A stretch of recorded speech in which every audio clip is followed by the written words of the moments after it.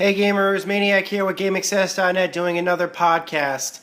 I've been talking a lot about the Halo series and the Halo franchise on my website this week, and I thought, now that Halo Master Chief Collection has been released, I think it's time to move on, at least in the interim, to some other stuff to talk about other things. And I thought about, what interests me that I can talk about that's not like Halo, but still will keep in the interim of people that would be interested in Halo, i.e., other things that might have been on the Xbox, other things that Halo fans might enjoy talking about or hearing about that's not exactly Halo related. And then I thought for a while, what other games did I play on the original Xbox or on the PC and stuff like that at around the same time? What franchises are beloved to so many people, that sort of thing. And I started thinking about it more and more, and then I thought, as I was watching a review of... there's a guy online who does his review of theme park attractions of all things, and I really do like his series. His name is Tony Goldmark, and he calls himself some jerk with a camera. I'm not actually kidding. That's his act. That's what he actually calls himself. He really does call himself some jerk with a camera. And he does a great series on theme park reviews and theme park rides and stuff like that. And he did a review of, actually he did two reviews of Star Tours, the Star Tours ride, both the original Star Tours ride and the revised Star Tours ride. And of course, you guys know me, I'm a huge fan of the Star Wars franchise. I've done a podcast previously on the Jedi Knight series. I consider the Star Wars franchise to be just one of the most important franchises to PC gaming, as many of the other franchises are that are currently done. And so, I thought to myself, what other franchises fit the time, fit the profile, and are Star Wars related that I haven't talked about previously, that are still beloved franchises? And immediately, one game came to mind, and that is, of course, Star Wars Knights of the Old Republic.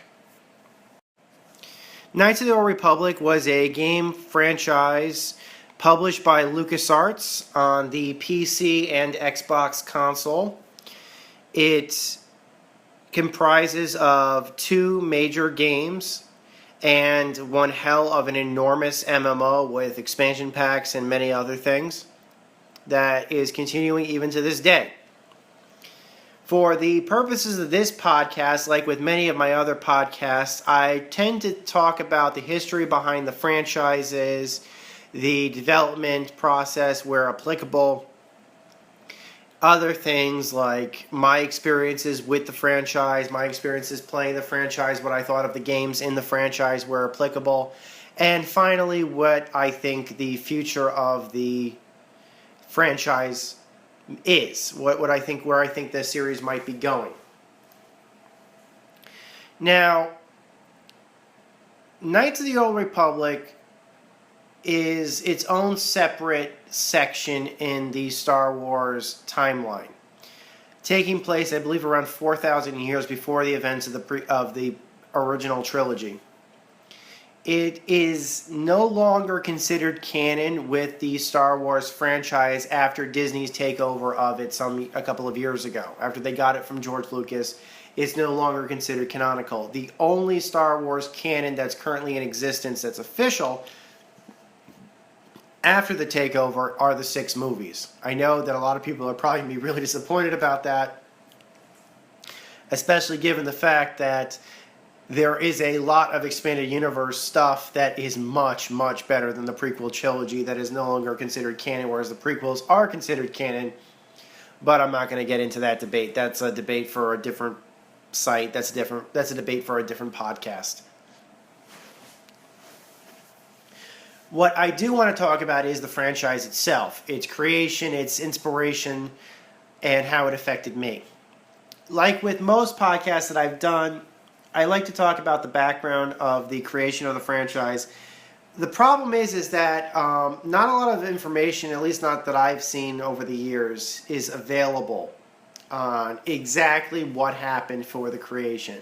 I have read sections about people doing interviews and stuff like that, and so I'm going to include that information that I read, which is a bit, but there hasn't really been, at least not that I've seen, there might have been something published a long time ago that's not available online, that detailed the exact history of the game's development and creation, but for the most part, I'm basically just using the interviews I read with game developers at the time, going back 10 years, basically. So my information might be out of date.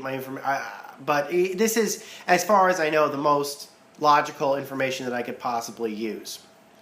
When BioWare was given the task by LucasArts to make a role-playing game, these guys were hot off the heels of several hits on the PC, including Baldur's Gate and, of course, Neverwinter Nights. These guys were also developing Neverwinter Nights at the time, but it was going to get released before Knights of the Old Republic, or around the same time as Knights of the Old Republic, so those were being developed at around the same time. But these guys had already seen huge hits in the Baldur's Gate franchise using the Dungeons & Dragons license, and they were going to be continuing to use the Dungeons & Dragons license for Neverwinter Nights.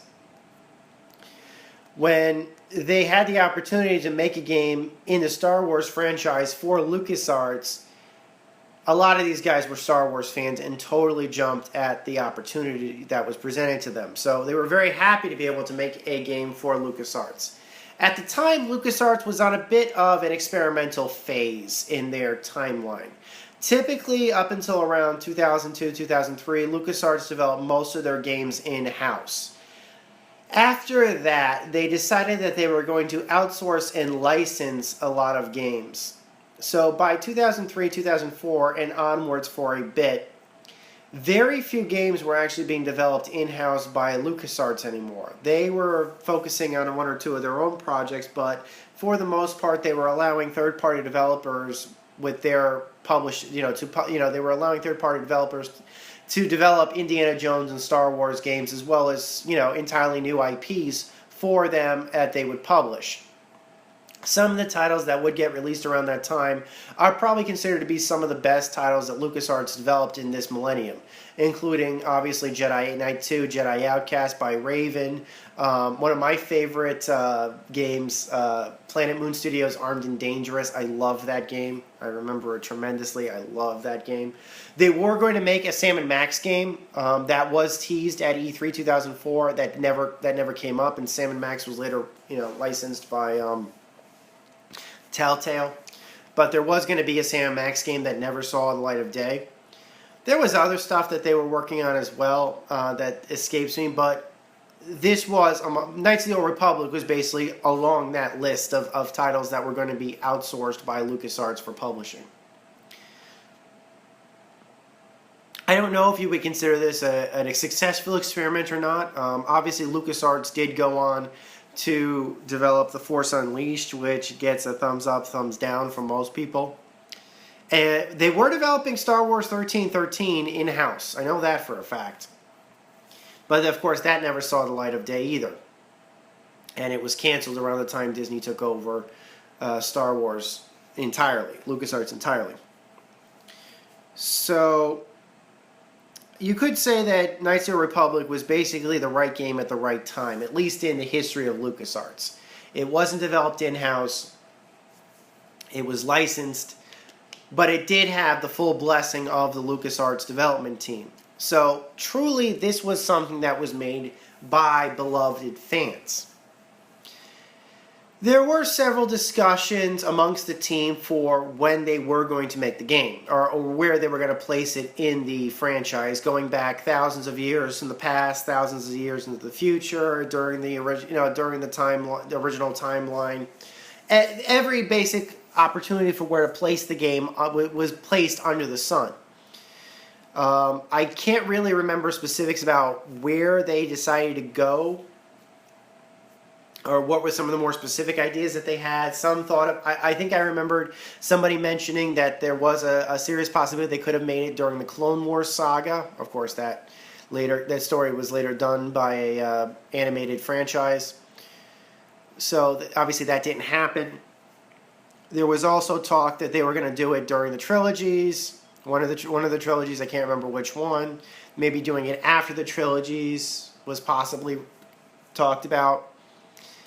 But they settled on doing a very, very early prequel, like a prequel taking place 4,000 years before even the prequel trilogy happened, in the height of the Jedi Order. The inspiration for that timeline was done twofold. One, I think that the developers were fans of the Tales of the Jedi franchise done by, it was a comic series that was done, as well as some of the very early talk about things like the Jedi Czar Kun and things like that. I think I'm pronouncing his name correctly. Basically, everybody always used to talk about, like, there were always stories, and there were stories that were even hinted upon in the Star Wars franchise of things like, oh, there are no Jedi anymore, really, but boy, in their heyday, boy, they were, this was crazy. The prequel trilogy gave some glimpse into that, but even Mr. Plinkett basically said, when he was talking about, the sword fighting in the prequel trilogy, how are the Jedi so good with swords? They even said, they said several times that during the prequel trilogy, the Sith have been extinct for a millennia. That's a long time. The Jedis, some of them may live quite long times, but some of them don't.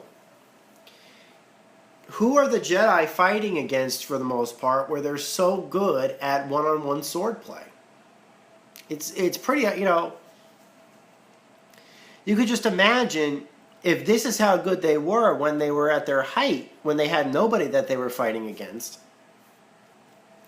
How good would they have been when they actually had a foe that evenly matched them?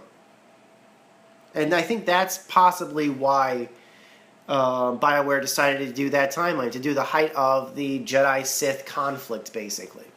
And it gave them a lot of leeway. There weren't stories that were being told during that timeline. That timeline was empty, completely fertile for information that they could put. They didn't have to interweave their timeline too heavily with other Star Wars canon that existed at the time. They could, in essence, create their own franchise right there, that open blank canvas. But still draw inspiration from the prequel trilogies, from the new trilogies, and from the expanded universe. If you ask me, and a lot of reviewers agreed with me on this, it was a great decision to make. Knights of the Old Republic did have a E3 showing, but the funny thing about that was that, at least based upon some of the interviews I read, I never got a chance to demo it at that year's E3 that it did have a showing. But it was shown with a bunch of other Star Wars and LucasArts games. And one of the comments that one of the game developers had during an interview was that this was at around the same time where the Jedi Outcast series had been released. When people picked up the controller to play Knights of the Old Republic, they immediately tried to play it as an action game as opposed to an RPG. When they started chaining attacks, thinking, "Oh, I'll just mash the buttons and it'll swing the lightsaber," basically, it was kind of disheartening to them, I guess, because this was a game that was so unlike what the press was expecting it to be. At least the gameplay mechanics were. Maybe that was a concern for them, but they held true to their gameplay. They based the framework of the role-playing rules in the game around the Star Wars D20 system. It wasn't identical to Dungeons & Dragons. Typically, they did do Dungeons & Dragons D20 systems for their games. Obviously, without the Dungeons & Dragons license here, or with it being applicable, they would have had to have adapted something else or created their own rules. Most people assume they had created their own rules for Knights of the Old Republic, but no, they had used the Star Wars D20 system, which, as far as I know, has had a bit of a lot of people have been talking about that again. I can't remember if it was the West End Games version or if it was another version that was done later or after the fact or before. I don't remember which version of the Star Wars D20 system they used, but they did use the Star Wars D20 system. The cool thing about that was that it actually did take into account some expanded universe stuff that that made some stuff, made certain weapons and things like that canon, made certain enemies canon, that sort of stuff. So people appreciated that role-playing game. Role players seem to have liked that game mechanic. So anybody who was a fan of the role-playing game would find something familiar there. And I thought that was kind of cool. It's like when you would take Dungeons and Dragons and adapt it for a game. Somebody is going to appreciate the time the time that was taken to adapt that system to a video game. Moving on, the game was planned at a 2-stage release. It was going to be released first for the Xbox console. And by the Xbox console, I mean the original Xbox console. The big Xbox console. And it was going to get also released a couple of months afterwards on the PC. So it would see a PC and Xbox release, but at they would be phased differently. The plus side about that was, for PC users, was because the game was being delayed a couple of months, it meant that the PC game would have some new content that was going to be only brought into the Xbox version through Xbox Live. So if you happen to have the Xbox game, you would get it early, yeah, but you'd be missing out on some extra content, some extra weapons, that sort of stuff.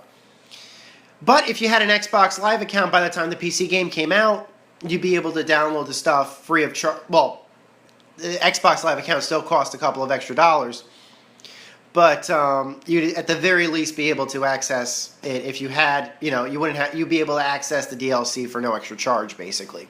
This was in a time for those of you who don't know, the original Xbox console, when they released the Xbox Live service, worked in a lot of ways, but it also had limitations in a lot of ways. One of those was that all DLC, in order to get it, regardless of DLC content, could still be charged for, but you wouldn't even have the chance of downloading it or even accessing the Xbox Live system unless you paid the $50 a year for the Xbox Live service. Unless you paid for that service, you would not be entitled to patches, and patches would only be available to Xbox Live enabled games. Regular Xbox games that did not have live abilities or live connection would not be able to be patched at all, live account or no.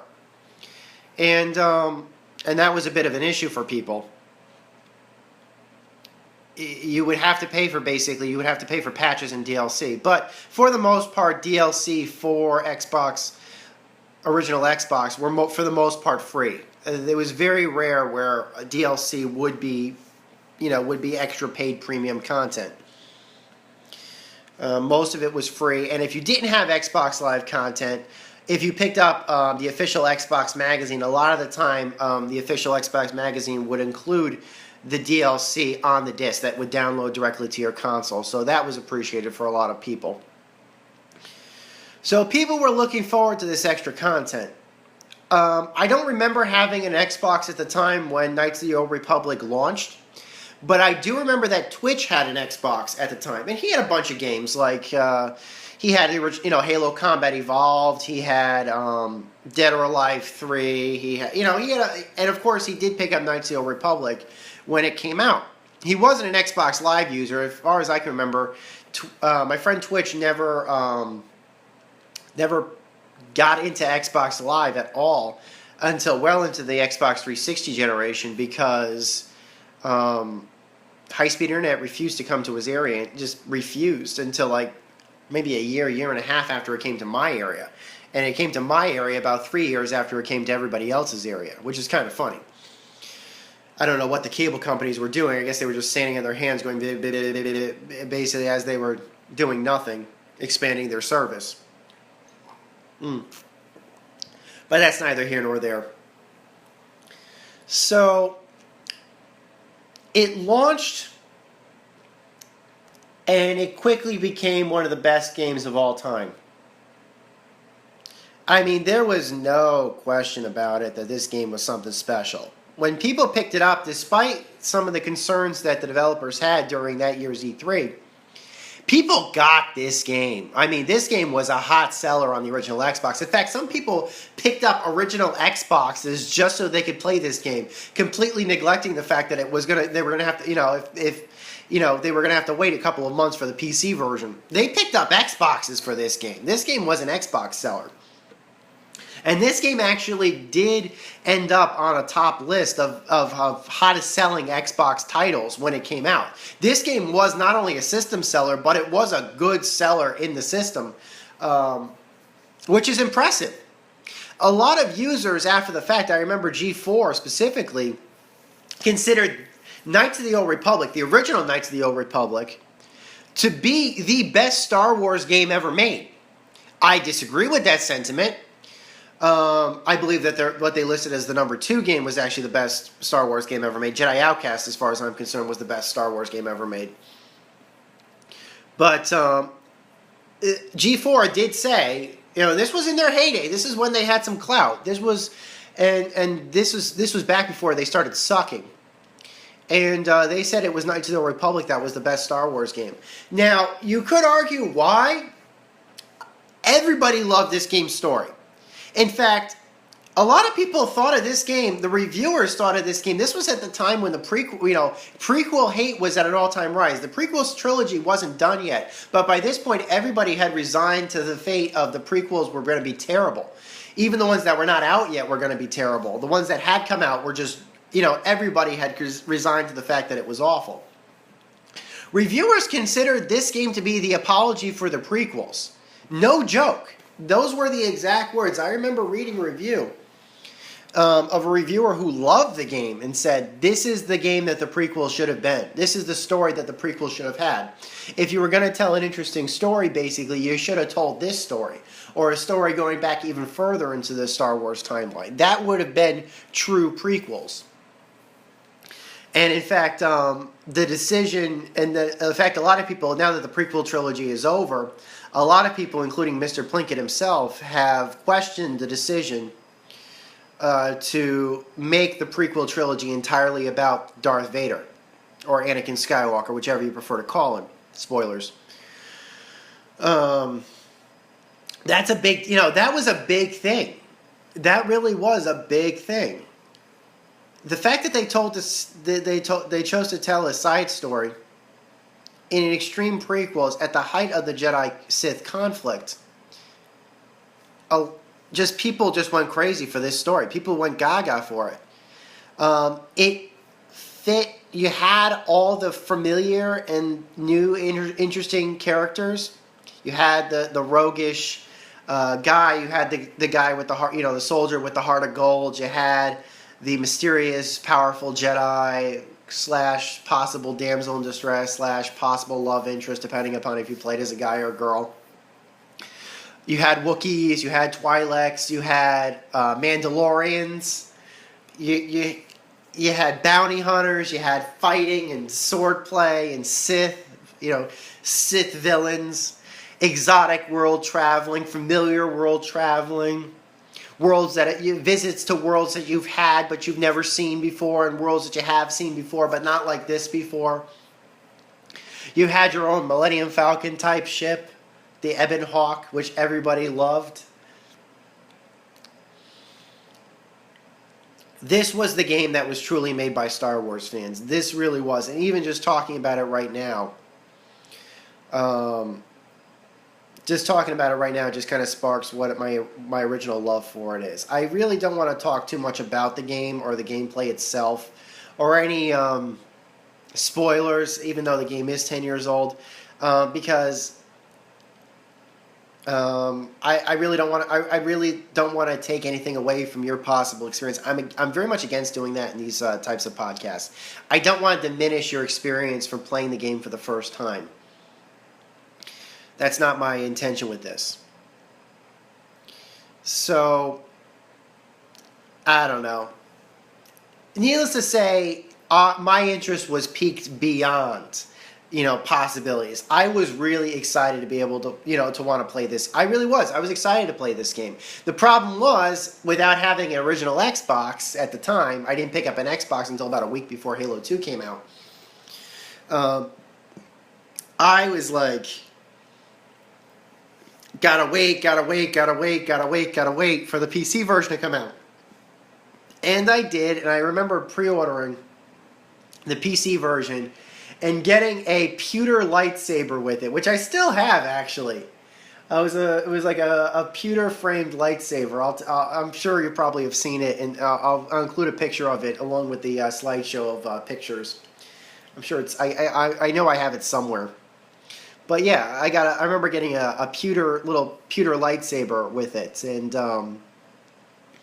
I was really happy because it was pretty high quality.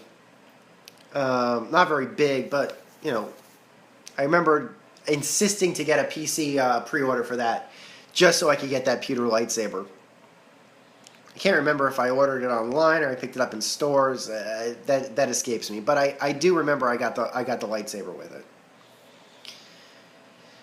And it took some getting used to for the controls for me, but they did do a really good job at adapting the Xbox controls to the PC, so they worked really well with the mouse and keyboard. So well, in fact, that there were some Xbox controller players that wanted them to go back to the original interface, because everybody, I guess, console players had their interface and PC players had their interface, and no one could decide over which interface was better. Honestly, if you ask me, I think they made the right decision in basically just having two separate interfaces for the two consoles. I mean, I think that the Xbox console version worked better. I think the reason why everybody wanted the Xbox interface on the PC was because they wanted to play the PC version with the controller, which, if you're a PC owner, is sacrilege. So, yeah, there is no controller support for the PC version. But I really don't. It's like if you want, I guess Bioware figured if you wanted a controller experience, you probably would have played it on the console. That is, it was just completely retooled. And yes, I'm not throwing my hat into that debate, which interface was better. I'm sure people right now are going to be posting, oh, this interface was better, oh, that interface was better, oh, I use controllers on the PC. And it's not, no, you should never use controllers on the PC, sacrilege. If you got a comment, feel free to go right ahead. I'm not stopping you. I'm just saying that these things have been said, and they have been going on for 10 plus years. The interfaces are not going to be changed now. Except for mods. Mods can not counting mods. So I picked up. So not only did I find myself enjoying the PC version so much, just so much, I actually wanted to replay it on the original Xbox, actually. And I remembered, and I'm not even joking about this. I remember. When I got an Xbox, another one of the first games that I ended up getting myself for the Xbox was a copy. By this point, Knights of the Old Republic, the Xbox version, was in the bargain bin. And by bargain bin, I don't really mean bargain bin. I mean it was a greatest hits, which is about $20 brand new. And I remembered buying a copy for myself and buying a copy for the Unknown Camera Person, because the Unknown Camera Person had also just gotten an original Xbox and was a Bioware fan, had played the Neverwinter Nights plus the expansions, basically. And was a huge fan of those. And so I remember getting the Unknown Camera Person a copy on the original Xbox of Knights of the Old Republic just so they could play it. I don't remember exactly why I got the Xbox version. Might have been because it was cheaper. I don't remember. But I remember they had an Xbox at the time. Xbox version, $20. Happy birthday, basically. And they appreciated it. They certainly appreciated it. They played it, no problem. So, now I'm going to be apt to neglect this controversy. I know that a lot of people are going to be talking about this controversy, and that is, of course, the Xbox Live service, which I mentioned earlier before the game came out on the Xbox. We all knew that the Xbox version was going to be patched for Xbox Live content. In fact, if you bought the game, it actually would install the Xbox Live dashboard to your Xbox if it was an older version, just so you could access Xbox Live to patch the game or to add the downloadable content for it. Now, the problem that everyone I remember having with the downloadable content, and it's now a problem again, but I'll get into that after I finish talking about Knights of the Old Republic 2, was that, like I said, same thing with Twitch. Not a lot of people had access. Either they couldn't afford Xbox Live service, or their area refused to actually offer the minimum requirement, which is high-speed internet for the Xbox, for use of the Xbox Live service.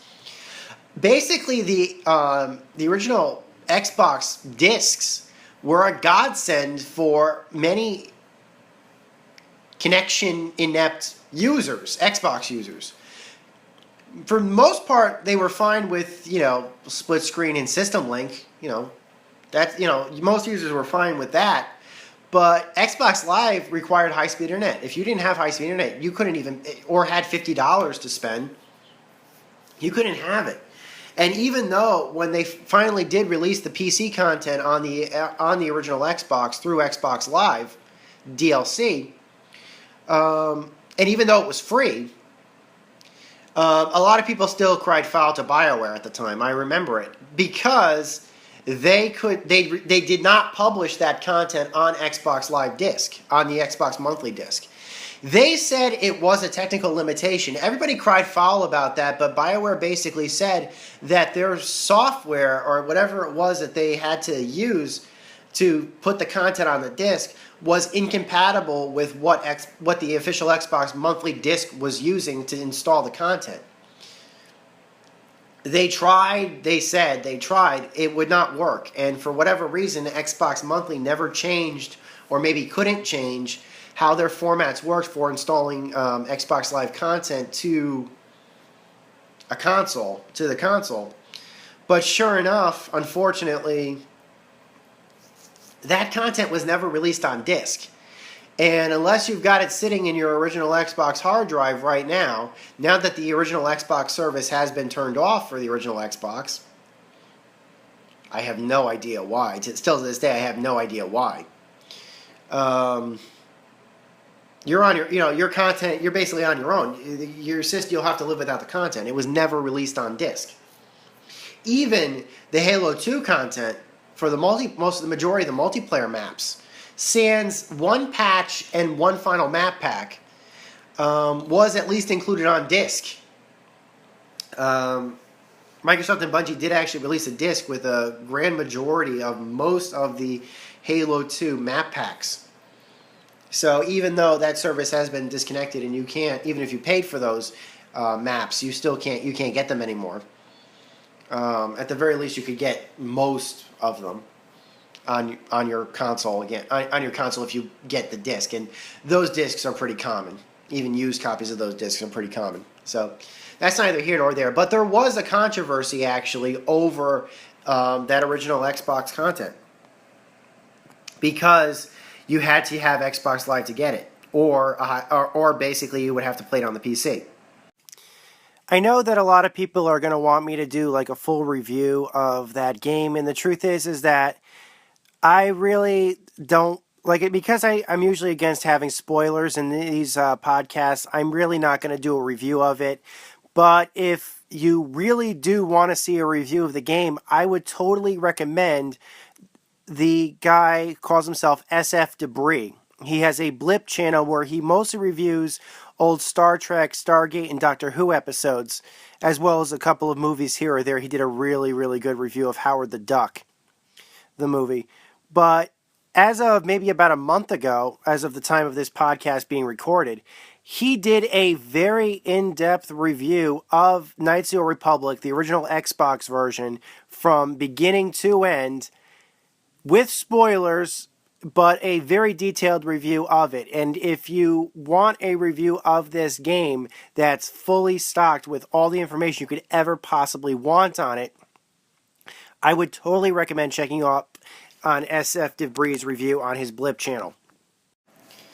So, after all of the awesome power that was the first Knights of the Old Republic game, of course, everyone was clamoring for LucasArts to release a sequel. And LucasArts was more than happy to oblige their market. They knew they had a hit, and they were more than willing to make more Knights of the Old Republic games. The problem was that Bioware was not going to be making them. Bioware was tied up in making Dragon Age and a couple of other and Mass Effect, what would become basically Dragon Age and Mass Effect. So they really weren't able to.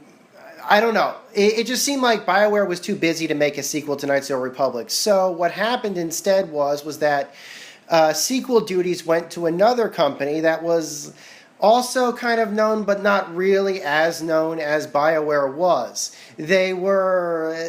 I'll talk about them just a minute once I describe. Basically, sequel duties went to Obsidian. Now, Obsidian was also a role-playing game company, and they had the access to all the technology that BioWare had used to make Knights of the Old Republic. They had the Knights of the Old Republic game engine. They had the tools that they needed in order to make the game, and make the game quickly, actually. Most of the major groundwork for the tools for the arenas and stuff like that was all done. The engine was done. All they needed to do was basically just make a new game. And I can't remember exactly... I remember that everybody was going really gaga over the fact that they were planning on making Knights of the Old Republic 2, and people weren't that distraught in the fact that that Obsidian was making it. They were a little distraught, but they weren't too distraught because they figured, okay, Obsidian had all the tools that BioWare had used to make it. Sure, they weren't BioWare, but BioWare was off working on other things. And so they were fine. They thought Knights of the Republic, it was so great. I'm willing to give Obsidian a shot at making it. Obsidian, however, I really don't know if I should say this until after we talk about the release of the game or before we talk about the release of the game, but I'm going to talk about Obsidian's track record after the release of the game. E3 2004 comes around. And I was at that E3. I actually attended that E3. And along with many other game demos that were available at that year's E3, including Doom 3 and Halo 2, Knights of the Old Republic 2 demo was available. Now, I kind of thought that was a little bit weird because, that demo area was typically for multiplayer games. But this was a single-player game. By this point, I take it back. I did not have an original Xbox by that point, so I was really unfamiliar with the controls of the Xbox version of Knights of the Republic 2. But darn it, I loved Knights of the Republic, and gosh darn it, I was going to play the demo for Knights of the Republic 2, and I picked up the controller. And I selected a character for myself. The demo had 2 character options. This demo has never been released to the public. Although, honestly, the demo section that I played, I do remember they probably tweaked it a little bit. But I do specifically remember this section is in the game. They tweaked a couple of cutscenes, but the area itself was in the game. The cutscenes themselves were in the game. They kind of just tweaked them out a little bit to basically make a slightly coherent demo. But needless to say, nobody's going to be missing that demo. Most of it is in the final version anyway.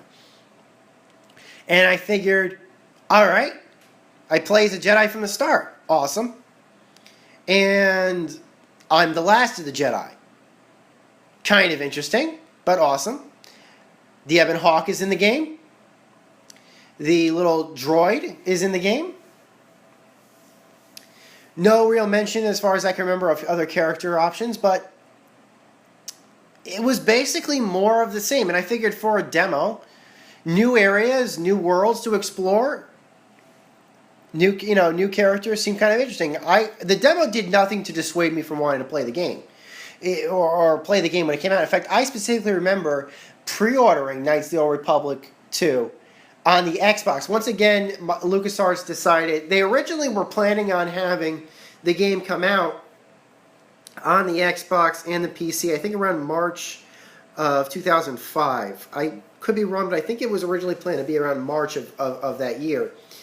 But what happened and I remember talking to developers about things like, are you guys going to do DLC for the game and stuff like that? And like, yeah, they had a lot of plans actually. But LucasArts just kind of came out sometime, maybe a couple of weeks afterwards, and said, no, this game is going to, once again, we're doing the Xbox release early. And it was going to be way early. They basically said that we're still going to do the PC release at around March, but we're going to have the Xbox release in November, just in time for Christmas. We're going to have the Xbox version out earlier than we were planning. And people were like, yes, but let's be honest, I'm pretty certain that the majority of Knights of the Republic players had the original Xbox by this point. It had a huge cult following on the original Xbox, even though it was a multi-platform release, technically. Because it launched on Xbox first, most of the Knights of the Old Republic players at least as far as I could tell at that point, were going to be Xbox players. So the Xbox players were totally happy about this. PC players were upset, but they weren't terribly upset because they knew they were going to be getting the game at around the same time. They hadn't really lost anything. And they kind of figured that they would be getting a superior experience anyway, just like they had with the original Xbox, with the original game's release. So the timetables were set. I had my pre-order down for the Xbox version. By this point, I did have an Xbox, and I was ready to, I was really ready to play this game. I picked it up day one, and it's very rare. I was in school at the time. I can't remember exactly what. I remember I was in college at that time. Now, all I know is this. Knights of the Old Republic 2 took me exactly 30 hours to beat the first time I played it. From start to completion. I had no strategy guide. I had no walkthrough. I basically played the game as much as I was possible with no strategy guide. 30 hours. I'm sure I missed a couple of things, but for the most part, I was pretty satisfied with the experience. Well, pretty satisfied with the fact that I was able to complete it with no guide. I remembered I beat that game in 4 days. And I remembered looking at my saves, and by my math, that meant that I was doing, on average, 7 hours per day if I had beaten the game in 4 days. On average, I must have been playing about 7 hours per day on that game. 7 hours. I was that enamored by the game, but not so much because the game was good. It wasn't that much better. I mean, when I was first playing it, I'm like, this is, I was kind of like, okay, when am I going to see what happened to Revan? When am I going to see these characters that when am I going to find out what happened after the events of the first game? That really was what was holding me through this game. I had no spoilers on it. I had nothing. The reason why I was playing through it, I remember, was just to see how much explanation I could find out on any of the characters that I truly liked from the first games. And by the end of it, by the time I finished the game, I had nothing. By the time I'm like, okay, that's the end of the game, game over. There was nothing but disappointment in my heart. Because, like I said, I had no spoilers, I had nothing. I kind of figured, okay, when is the game going to get good? When is the game really going to get good? When is the game going to tell me what I want to know? When is is it going to be at the end? Am I going to find out at the end? And it never came. I was basically playing through that game for a moment that never came. In my version that I played through, the game teased that, okay, Carthonasi made an appearance. He wasn't he never was added to my party. Bastila made a cameo appearance. Spoilers, I guess. But from what I was told, it was only under certain conditions Bastila would make that appearance. It was only because I was playing as a male, I think, with the ending, and I plugged in the ending that I wanted to, that had happened to me. The gameplay was, for the most part, unchanged. It was pretty much Knights of the Old Republic. It was very nice that, at least HK-47 came back. But he didn't come back until much later in the game. But it was nice to have him back because he was voted as one of the best characters in the whole Star Wars universe by that point. So they kind of, out of obligation, had to bring him back. The little droid was back too. Can't remember his name off the top of my head, but the little droid was back too. He was back in the very beginning of the game. The Ebon Hawk was back, but there was never really any explanation as to how we ended up with the Ebon Hawk.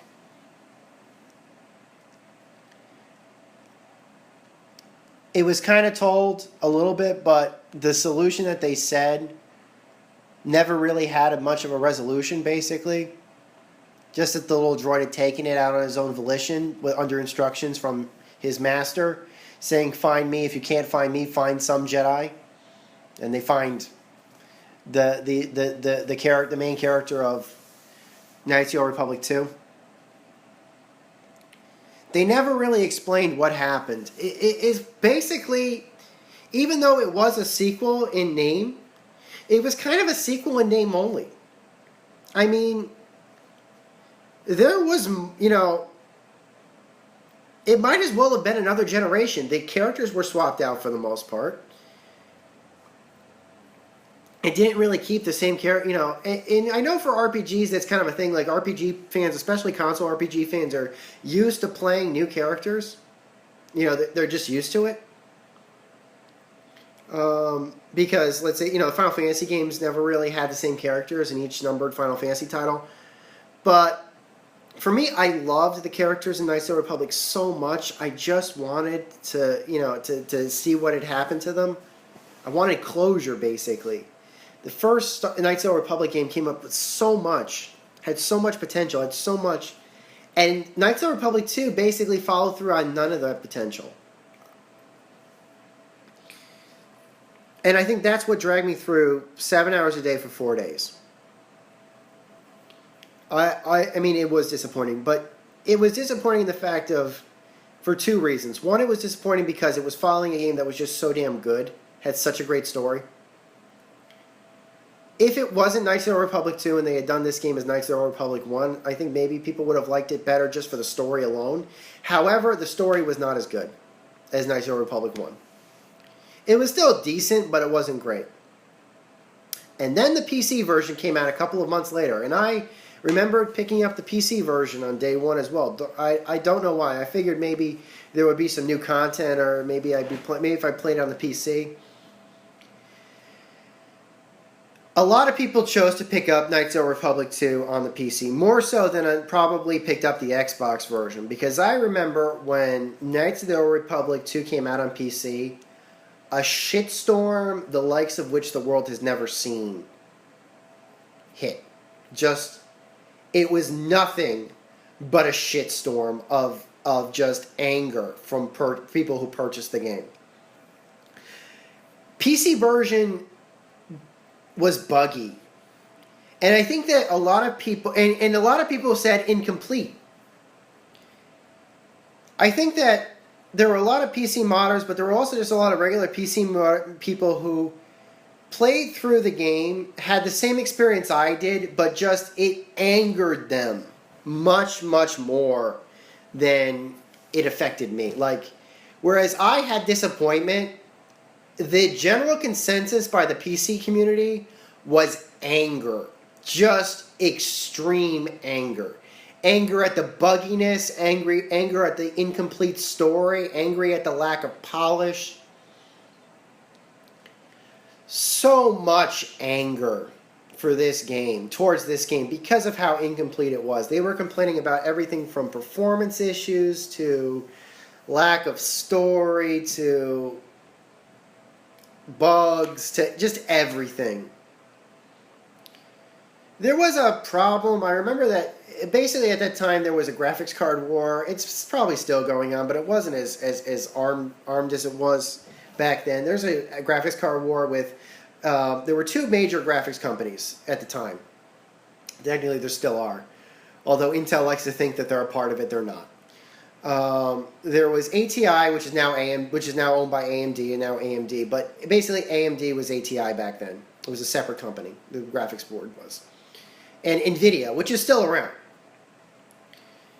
And the game was having problems on ATI video cards, with a little bit of a little text change. You could fix the problem in some areas. But there was a bit of performance. A lot of people blame the ATI graphics driver as being the problem. The problem was that even though people could revert back to earlier ATI drivers for earlier ATI cards, which actually didn't really have the problems, this actually did turn out to be a problem in Knights of the Republic 1 as well for the PC. Nvidia actually ended up having the problem a couple of months later. So there was that.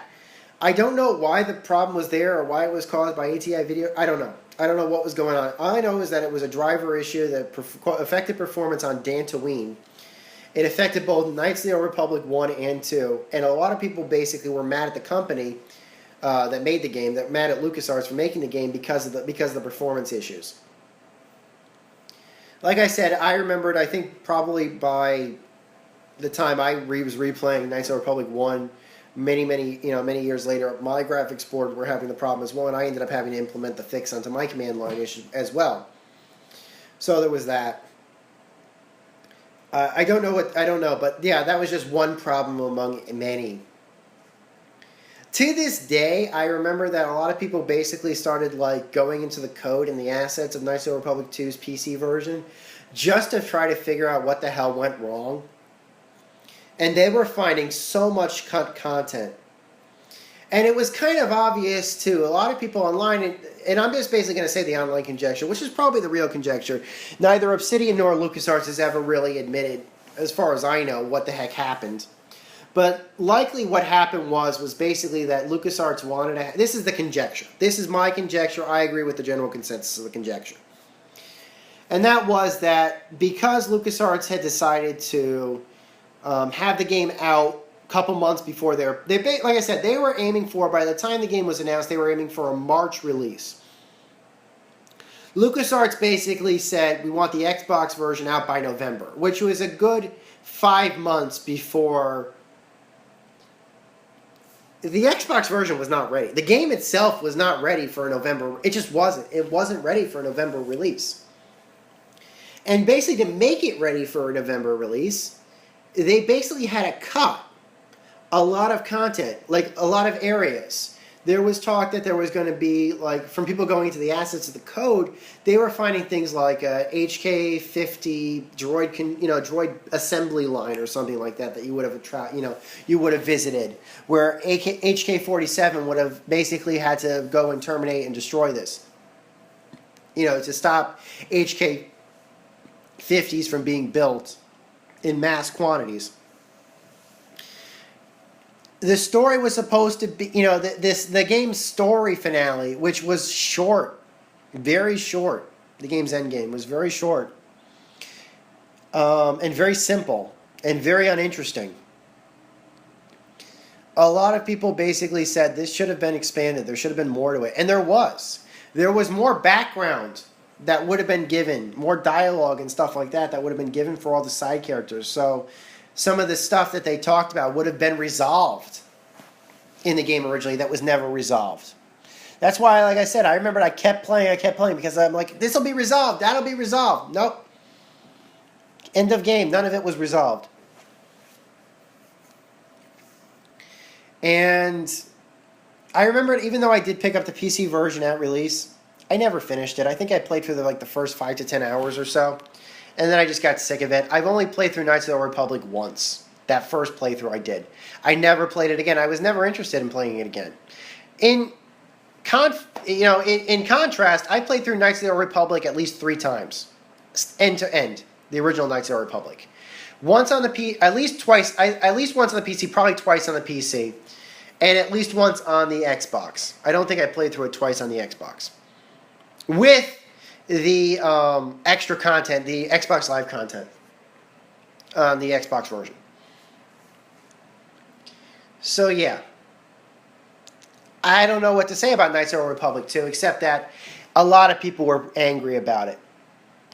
It resolved nothing about what happened to Revan, which I think is what a lot of people wanted to know. What happened to Bastila, what happened to Karth, what happened to the characters, we don't know.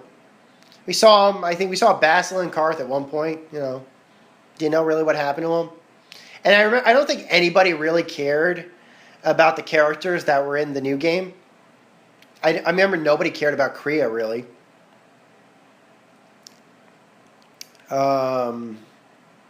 The villain of the second game, whose name I can't even remember, Darth Sion, I think is his name. Nobody really cared about him.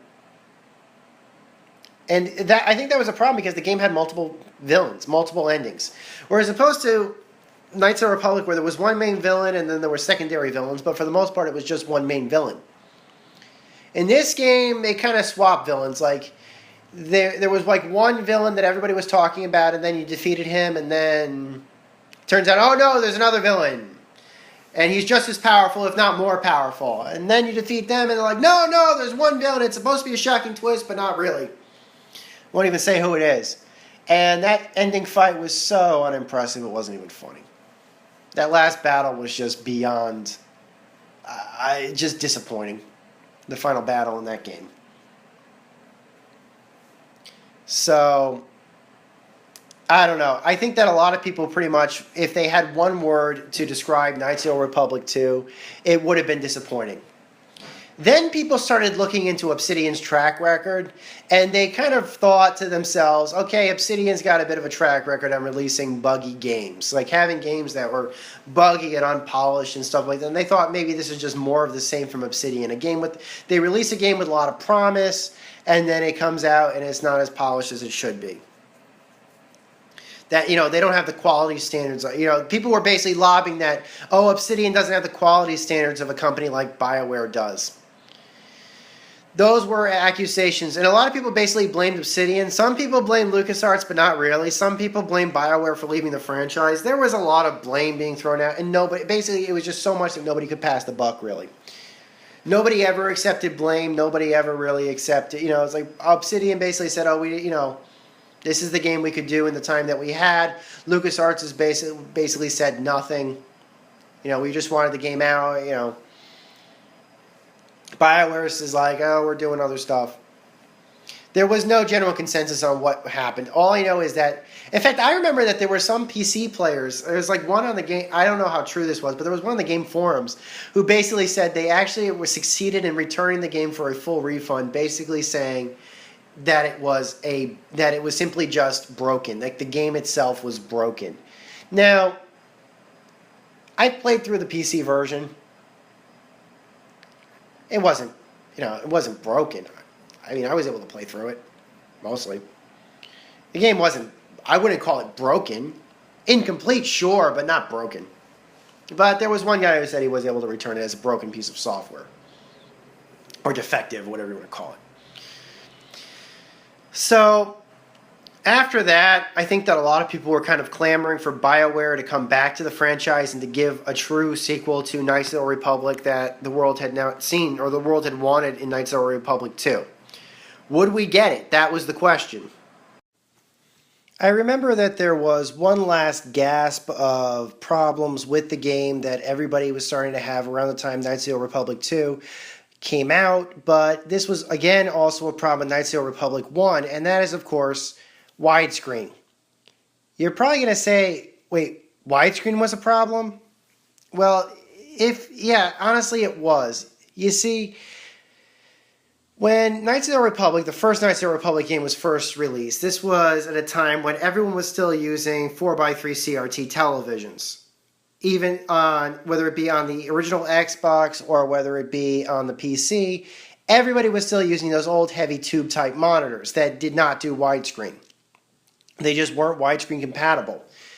And that's because that's how it was for years and years and years and years. And to match that, BioWare, when they first created like the cinematics, for example, made the cinematics in a matted widescreen to kind of match the aspect ratio that Star Wars, the original, the Star Wars movies had.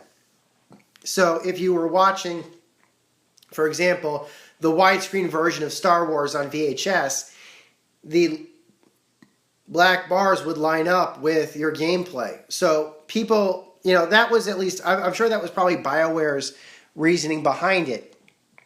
But the Xbox could do widescreen, as could the PC. The PC did have widescreen options. The problem was that by the time the first Knights of the Republic game came out, not a lot of people actually had widescreen televisions or widescreen computer monitors. Flat screens were starting to become available at the time, but even flat screens back then were still 4x3, at least the computer ones were. So nobody really cared. But by the time Knights of the Old Republic 2 came out, a lot, widescreen monitor adoption was much higher, especially on the PC. People were buying widescreen monitors because they did do higher resolutions. They were cool monitors. They were affordable. They weren't as expensive as they used to be. And they were using outputs and inputs and stuff like that the computers have been having, like DVI inputs and HDMI inputs and things like that, that their old CRT monitors just didn't use or couldn't use. So people were more than happy to basically swap out their monitors for new ones, be able to play their PC in widescreen. And then when they loaded up Knights of the Republic or Knights of the Republic II, they were presented with a not only a letterboxed format, but a double letterboxed format. And not only that the top and bottom of the screen were completely blocked off during cutscenes, but the left and right side of the screens were also blocked off during cutscenes. A very inelegant solution. Even DVD at the time, which could support widescreen, would, if at least if they were programmed well or converted well, would cut the top and bottom black bars or reduce the top and bottom black bars tremendously, if not completely. By the time, if you had a widescreen television and a DVD that was coded properly. But not with Knights of the Republic or Knights of the Republic 2. Whether you were playing on a widescreen monitor or a regular 4x3 monitor, you'd be playing that game in 4x3. I remember that there were a lot of widescreen aficionados, if you can, I don't know if that's a word. I mean, I was a widescreen aficionado, but I wasn't this crazy. Who would actually try to mod the game, like literally try to hack or mod the game, illegitimately, go into the color to the INI files or something like that, to try to force widescreen resolutions. Just so, and native widescreen, or at least the closest thing they could get to native widescreen resolution, so that they could see more area. Whereas opposed to in some cases, like you could get a 4x, you could get the game to fill up your widescreen, but it would basically just stretch the image sideways. It wouldn't actually be a proper widescreen presentation where you'd get, a wider field of view or something. And that was a bit of an issue for people, but I think by the time a year passed and people stopped playing the game as much, they kind of just, I think by the time new games started coming out that would support widescreen, they kind of just moved on. I mean, I think probably the first major game to actually do a widescreen support that everybody really appreciated was probably Half-Life 2. But a lot of games basically stuck to 4x3, even though a lot of even older games could support widescreen simply because they were so old that they would support the complete range of resolutions that would include widescreen resolutions that your monitor, your graphics card could support. There was this gray period, probably around 2003 to 2006 or so, where a lot of games basically, by design conscious choice, forced 4x3 playback only. Probably the most famous of which I can think of off the top of my head was probably the first Fear game. That's Fear First Encounter Assault Recon game by, who made that game? Who made that game? Monolith, by Monolith. And the reason why was, and I think that was so funny, was by the time the Xbox 360 version of that game came out, and again, like I said, the PC version was 4x3 forced. You could not play the game in widescreen. And even if you had a widescreen monitor, when the Xbox 360 came out, not only was it in widescreen, but it forced widescreen on a 4x3 monitor. So if you played the Xbox 360 version of Fear, you had to play that version in widescreen.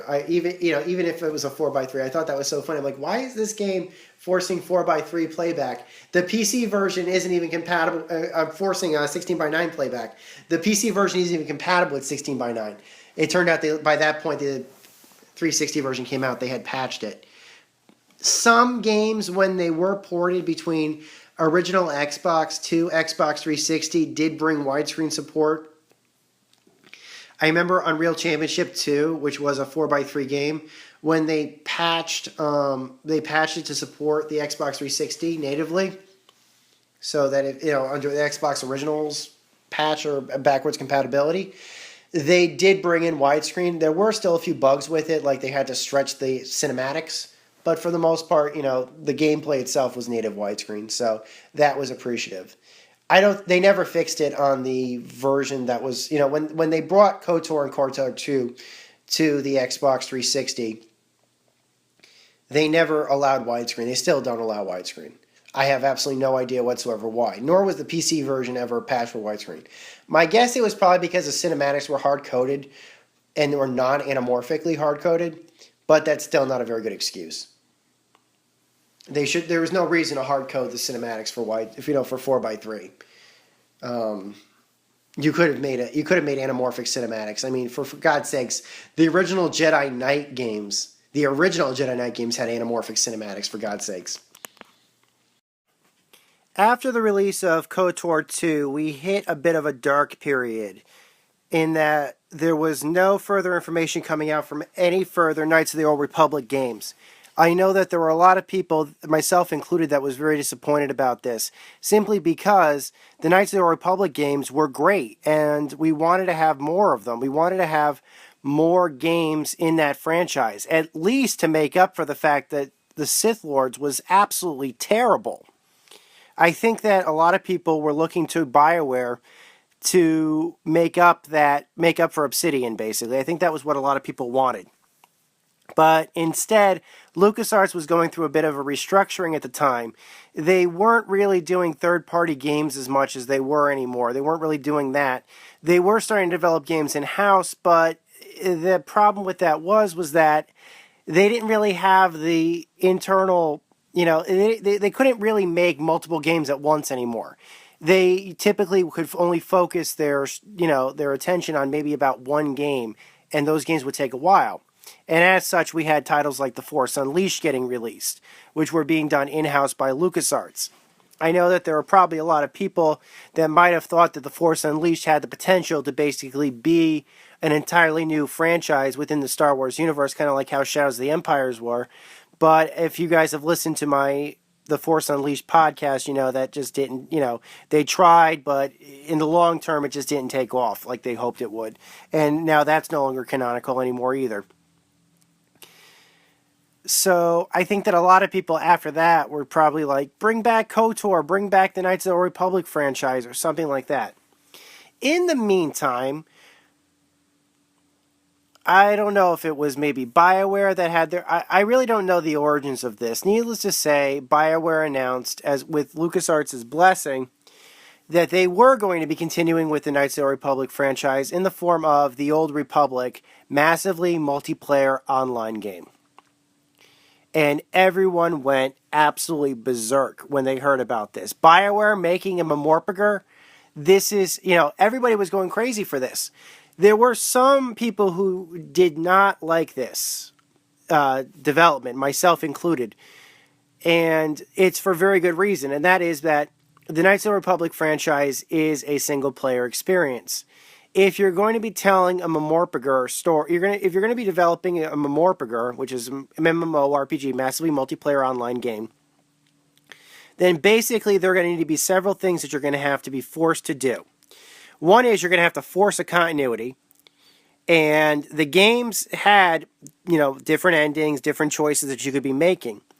You basically would have to force a continuity, not only if you're going to follow up on what the characters did or what the characters have done since, but you're also going to have to basically force continuity on things that people would have done themselves. And from what SF Debris told me when I saw his review of Knights of the Republic, there is now a canonical version of Revan. There is now a canonical version of the events of the games. If you didn't do that, then you wouldn't be able to reference the games at all. So there were two possibilities you could do. You could either force a continuity and reference the games, or leave the games alone and not reference them at all, or if you could, reference them very, very slightly. But if you did that, you would be limited by what stories you could tell, and you'd be limited by what you could resolve with the Memorpager. So for me, the decision to make the Old Republic as a massively multiplayer online game was just a bad one. I couldn't see the logic in it. And on top of that, Star Wars already had an online multiplayer game. Star Wars Galaxies was already out for the PC. It had come out in 2004. It was considered to be, when they were developing it, one of the biggest multiplayer games of all time. That was what it was posed to be.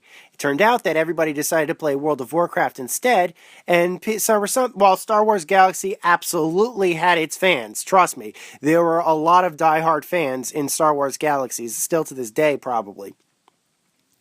The developers, over the years that the game had been in process, had made some bad decisions when it came to expansions, patches, and basically went. I know that there were a lot of people that basically left the game entirely when the series was revamped, which was just very disappointing. So, but that was still in operation. Star Wars Galaxies were still in operation at the time of at the time that they were working on the Old Republic. It was long in the tooth. Yeah, the game had been running on about 10 years, but it still was in operation. While the Old Republic wasn't going to be treading on Galaxy's toes very much, they would have taken place in two completely separate times in the Star Wars franchise. There was still going to be issues with that. I don't really know too much about the history behind the Old Republic's franchise, the Old Republic's development. Needless to say, from what I've been seeing, there were people that were steadfastly, all for it. There were a lot of people, such as myself, that were against it and weren't planning on playing, either because they didn't want to see the Old Republic story basically being told as a massively multiplayer online game. They didn't like massively multiplayer online games, or they were such big fans of Star Wars Galaxies, they didn't want to see Star Wars Galaxies be upstaged by another Star Wars online game. So what ended up happening, I'm just going to simply report on this. This is exactly what happened. Star Wars Knights of the Old Republic came out, and Star Wars Galaxies ended. And that, I think, also got some bad will. I know that there were a lot of people that didn't want Star Wars Galaxies shut down, even in its state at the time when the game was shut down. The system still had players, and they were very, very upset that it was being shut down for a new massively multiplayer game. Basically, they were very upset about that. The game was shown off at E3 with what would have been, which was going to be the opening cinematic of the game, which I believe was developed by Blur Studios, which does like all these great cinematics. And that got a lot of attention, but it didn't really show gameplay or anything like that. I think that there was, I think they did have a showing at the E3 2011. Don't quote me on that. I can't remember. I remember I didn't see it at that year's E3. Probably because there were other games that were really I think the line was a bit too long, but I think the game was playable in that state. It wasn't active, but you could play it at that year's E3. Most of the content though that came out of E3 that year wasn't gameplay. Most people were just hanging on how awesome that opening cinematic trailer was basically. There was a tie-in. I don't know if this was intentional, if this was licensed, if this was intended to be promotional, but there is a series that runs the United States as well as other countries called The Big Bang Theory, which kind of got, I was not a fan of this series. When it was first told to me, oh, this series exists, you should totally be watching it. Why are you not watching it? I didn't like the idea of the program on face value. And I never watched it while the first couple of seasons were airing on television live. I think it was because I just found the whole concept behind it completely implausible. Probably around the time of the 5th season, I could probably say exactly which time I started watching. It was probably around when they brought in Maya Bialik's character, Amy Farrah Fowler, to the series. I think I started watching it around that time. And there was an episode in one of the later seasons where the four main characters got together and they wanted to plan spending a weekend just doing an old school, what I would call a LAN party basically, where they were going to do an old school just gaming marathon. The plotline of the episode was as follows. The four main characters of the series were all Star Wars fans, massively multiplayer gaming fans, and they all decided that they wanted to spend the weekend at the apartment of two of them, where they were basically going to do nothing but eat really, really, really unhealthy snacks, drink lots of high caffeinated soda, and just play the game together, old school. This was plausible to me because I can say I've had plenty of times like that where I've had my friends come on over and we'll play something together. I remember when I had a trial account for the World of Warcraft game, the unknown camera person would bring their system over and we would play together, actually just trying to screw around in the Badlands and stuff like that. So that is something that was totally plausible to me to do. There are some, over the course of the episode, some things happen. The guy basically has to bring his wife because he was concerned that if his wife, I think that the concern was his wife didn't want him didn't want to be left out of the event, and there was another guy whose girlfriend. He's like, "Can you see why I find this was so implausible?" Basically, these are nerds who play video games that have wives and girlfriends. I do buy it now, but on face value, before I was familiar with the series, if you had told me that, I probably would not have believed that. But they had shown that these characters had grown up and their lives now were different. They had grown up. They had wives. They had girlfriends now. They had other responsibilities than just their they had growth. It was growth. And that's that got to me at least a little bit. I found that growth under that circumstances would be plausible. And that was the problem with the episode, was that their habits and their desires conflicted with the lives that they were now leading. And that, it was a good episode. I thought it was a good episode. I didn't, it still didn't make me want to play the game any. And to this day, I will say I am not a player of the Old Republic. I just don't like massively multiplayer online games. I played a little bit trial count of World of Warcraft. After it expired, I had no interest in buying the full version of the game. Or I should say buying an account. I actually have a full version of the game. I just don't have a account with them that's currently valid. I've never paid for one. I don't want to. And although I do know now that they did open up the game for the free-to-play model. So if you are interested in the Old Republic and you do want to play it, it's free to play right now. You can play it right now, so go right ahead. I'm just still not interested. What do I think the future of the franchise is obviously Star Wars: The Old Republic. Obviously. Probably for the rest of the franchise, everything is going to have to be told in the massively multiplayer online game. All the rest of the new stories are probably going to be told there either through expansion packs or updates. And I think the single-player series itself is just dead. Because you can't really have a story basically existing here. And then, while you could maybe have references that you patch in or something like that, maybe references that are going on, of events that could happen in like single-player installments, there's just no point. You might as well just patch those events into the game itself, into the multiplayer game itself. Sure, you might be able, you might, like I said, it could be something that they bring in with an expansion or something like that, but it's just not the same. It's just not the same for me. It's, if you're going to make, for me, I think that what Bioware should have made instead was, Knights of the Old Republic 3. I think they should have done it as that. They could have released it just as a PC game or as a PC, last gen console game, or just or if they wanted to re-release it now, I don't know. But I would have been fine with that. I would have been fine with a third Knights of the Republic game coming from Bioware that was a single player game.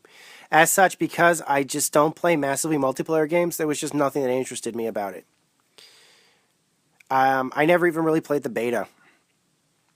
So that's where the future of the franchise is, and it's sad to say that I'm just not going to be there for it. I'm not going to be there to see it because I just can't afford even free to play. I just can't afford to eventually have to pay for an account on that sort of thing.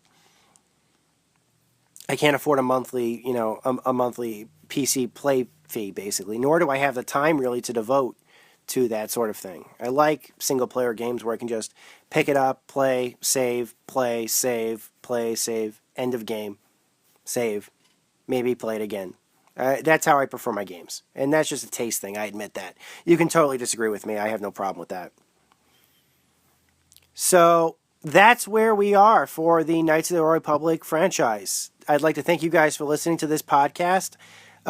Please post a comment on anything you'd like to see or for future podcasts or future installments, I would totally recommend checking out my podcast playlist if there's any franchises that you like that I've already covered.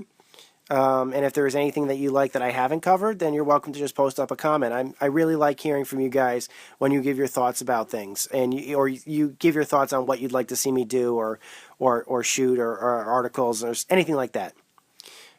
Please check out my site, gameaccess.net. Until next time, guys, this is Maniac with gameaccess.net. Thanks for listening.